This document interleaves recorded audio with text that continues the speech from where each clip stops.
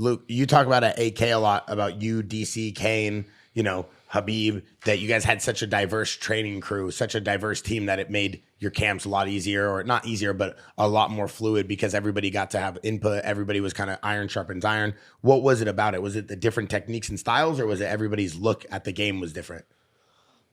Different techniques and styles, but just this hard asses. You know, every day, you know, there's even when some guys were injured, you had such a lethal crew of people that you were always going to get pushed. Every day you walked into the gym, you had 3 or 4 guys that could push you to your limit, and they're different ranges of attacks. You know, you always had to be on your toes, and that's the one benefit of a bigger team. You're always, you know, it's the iron sharpens iron world, and you're walking in there. There's no off days.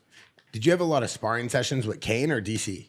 Who did you have more with? DC. Really? DC definitely. Yeah. Cain was not fun.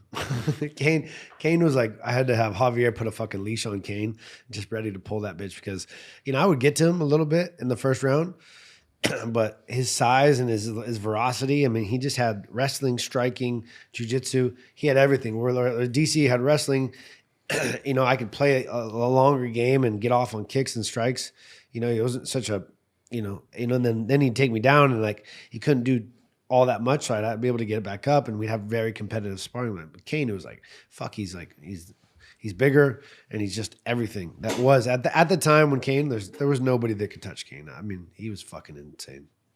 Yeah, that makes so sense. I was like, Cain's a monster. Pull the plug.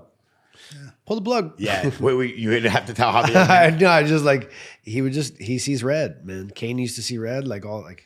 The nicest, the nicest guy in the world. I frustrated him a couple times we sparred. I frustrated the hell out. And then he just Cain Velasquez? No, he then he couldn't take me down. Yeah, he couldn't take me down. And where would you spar with him? He was at our gym. Oh, really? They came down, but he was. I mean, it was 4-0.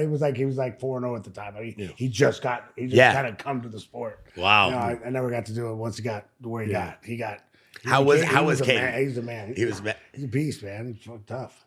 I can imagine sparring with those types of guys in the gym. I mean, I'm surprised that you guys were always so healthy. You had a pretty healthy crew with that many monsters in the gym. I mean, we got criticized for not being healthy at all. No, I mean, you yourself always talk about how you were healthy. You always had a full gym. You always had a full team. Yeah, I mean, I've been injured too a lot. I mean, I was injured for 19 months before I fought for the Strikeforce title.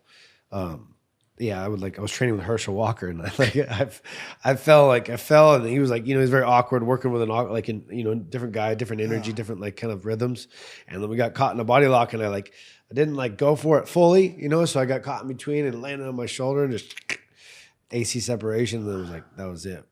But luckily, I didn't have to fight Matt Lindland because Matt Lindland stinks, smells like a fucking like a laundry. This guy has the worst rep for his smell and odor. Have you heard about Matt Lindland's smell? Oh yeah.